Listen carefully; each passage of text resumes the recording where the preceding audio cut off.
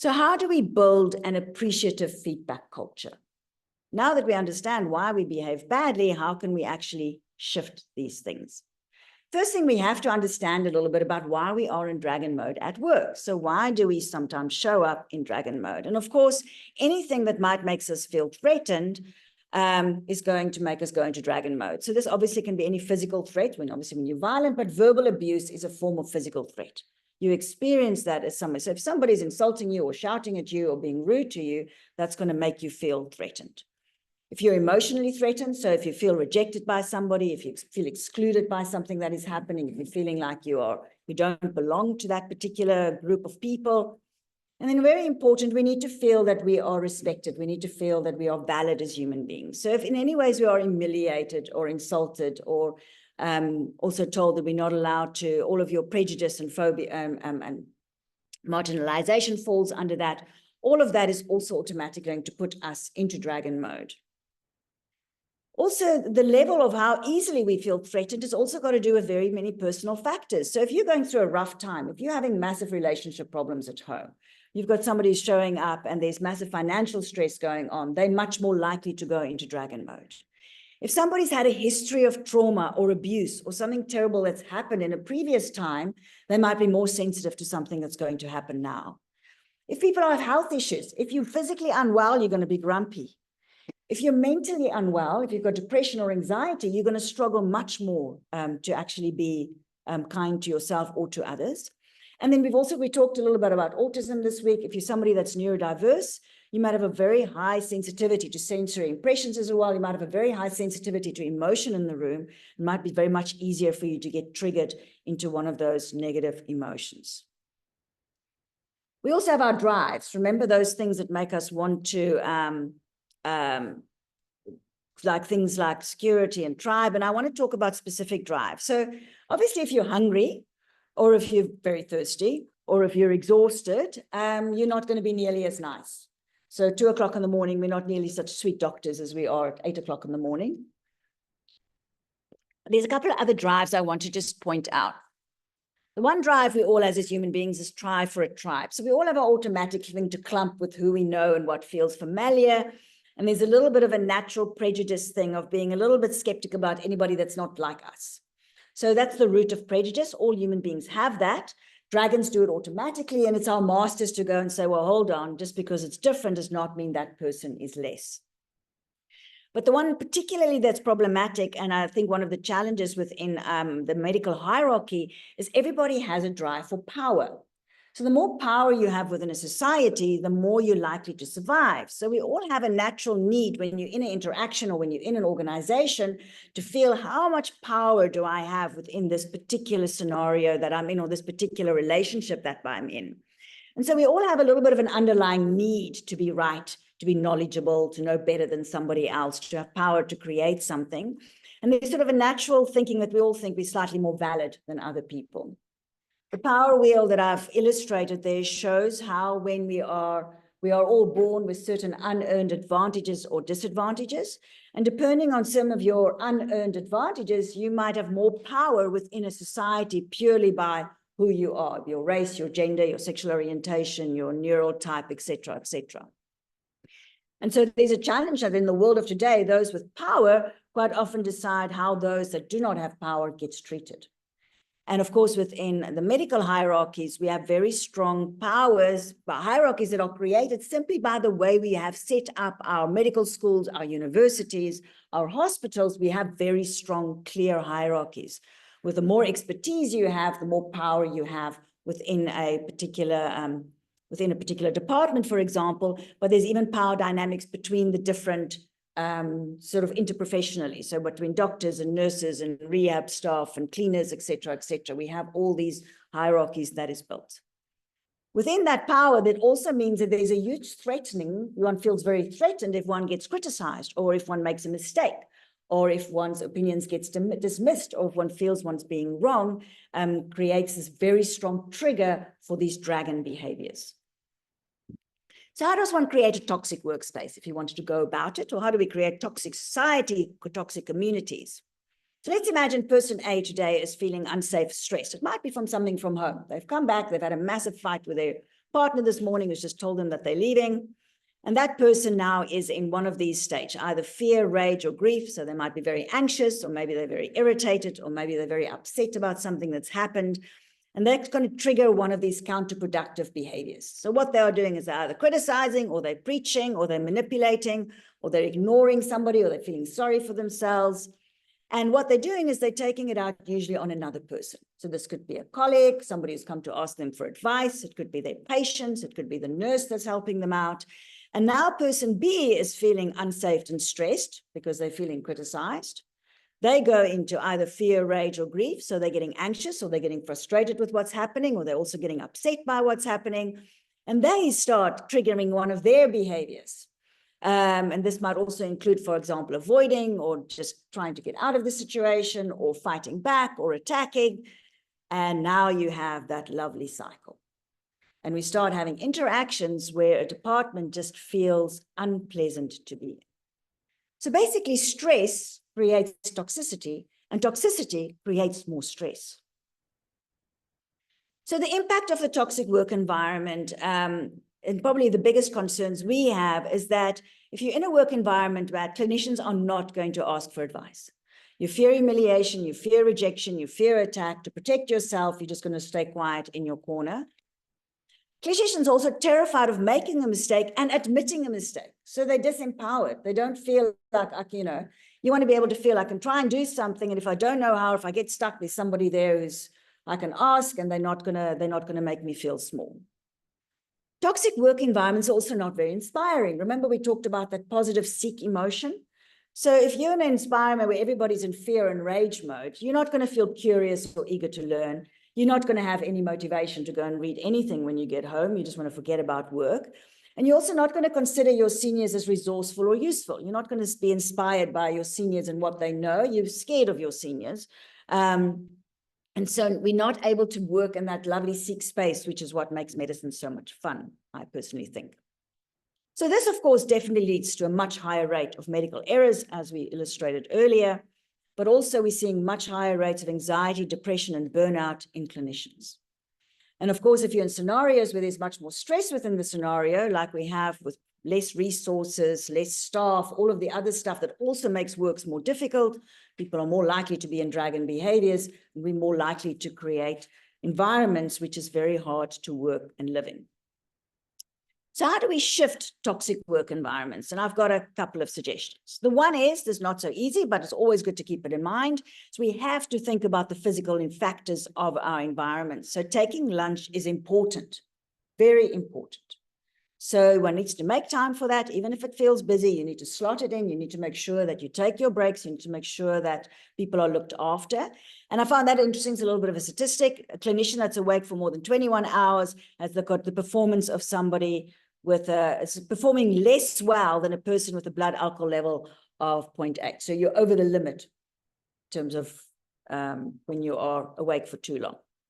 The two things I'm going to look at in a bit more detail is to be able to shift toxic work environments as individuals. We actually obviously have to learn to manage our own dragons, and actually the onus of the work actually falls on us as seniors. So for us who are running the departments, senior people within the departments, we need to actually start looking at making sure that we ourselves are operating from a master view as consistently as possible, and that will make a massive difference on young people coming into those departments. If you have a toxic person at the top, there's no chance. That department will struggle. And then I'm going to talk a little bit about how do we build supportive and affirmative work teams. So let's just first look at mastering our own dragons, right? So how do we start behaving a little bit from this master level? So this is my conceptual framework where I talk about 3 levels of emotional regulation. The first thing that we need is emotional insight. So we need to, and this is what I'm covering today, we need to understand that emotions drive our behavior, and we need to understand when somebody else is criticizing or being a real, being a nasty person, that we at that stage realize, no, this person is in dragon behavior. That's what I'm seeing, rather than, oh, that person is a narcissist or that person is a bully. Being able to understand that we actually, so just knowing that I think helps. So my first mission on earth at the moment is teaching everybody that. But the second thing is a skill, and that's becoming aware when that subconscious emotion kicks in.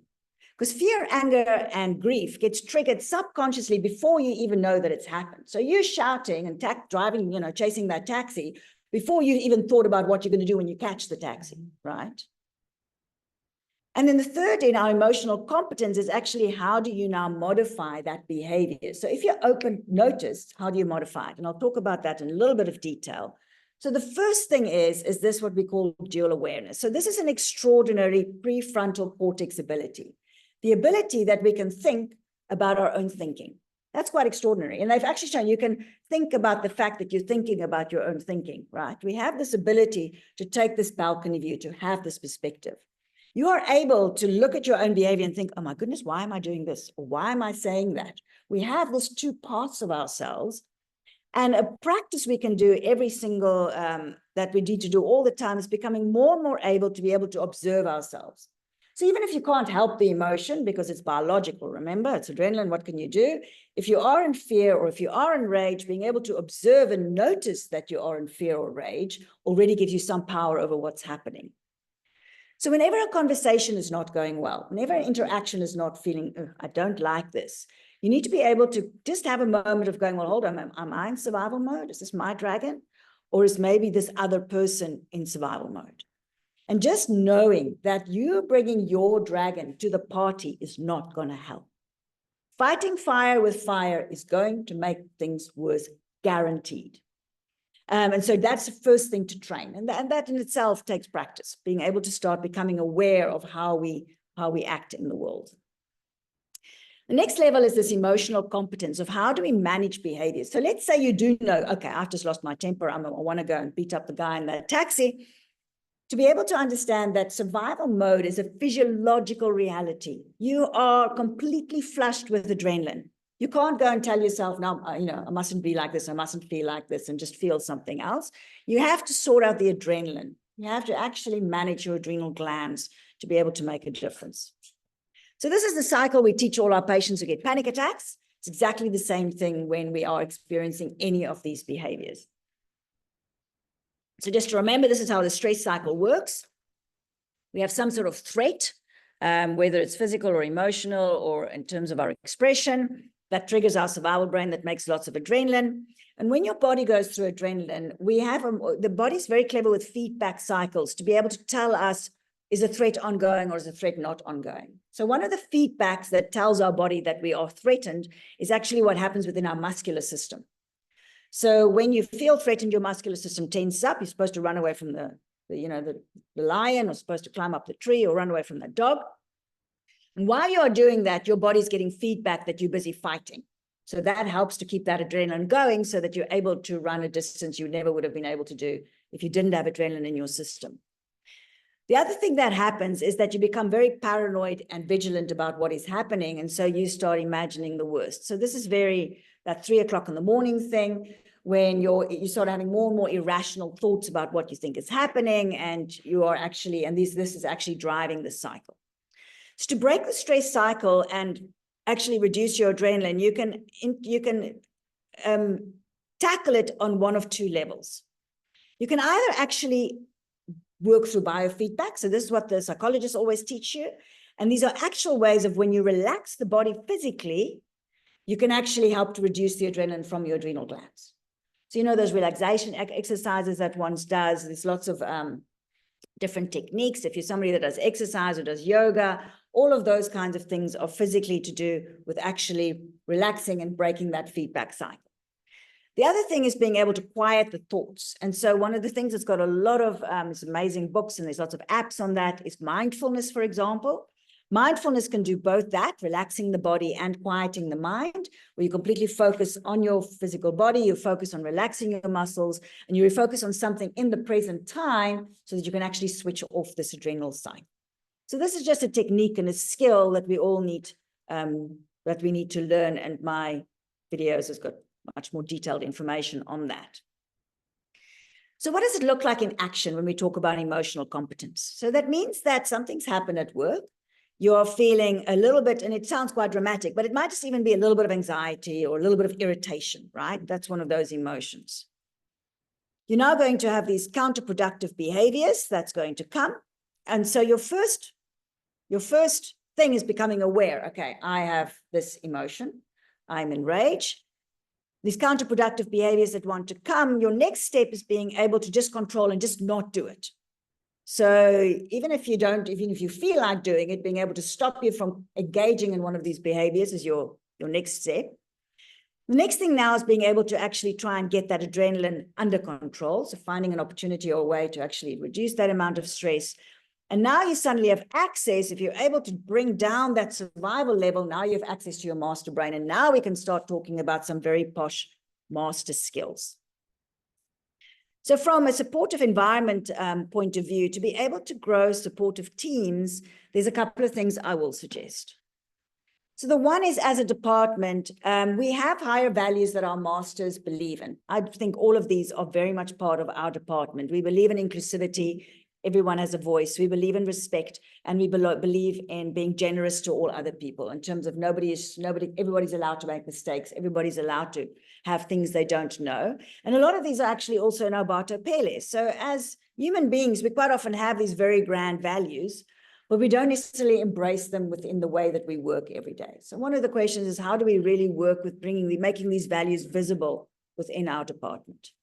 I'm going to talk briefly about compassion as a superpower, and then I'm going to give us some very active tools for appreciative feedback methods. So our higher self superpower when you're dealing with people who are actually distressed is compassion. Because remember, when people are distressed, they do not feel safe. And being able to restore safety and calming the dragon, being able to be generous to that person, being able to be gracious and accept that dragon and not judge them for being in that mode already makes a massive difference. And so it's a little bit in terms of the attitude we want to try and bring to work is calm, warm curiosity. So remember I talked about that seek and care spaces? And this is also what we want to bring to our patients every day. How can we bring that part of ourselves to work? And if somebody else is struggling on that day, how can we bring that part of ourselves to that person? So the last thing I want to just quickly chat about is some advanced feedback techniques. Don't worry, it's not going to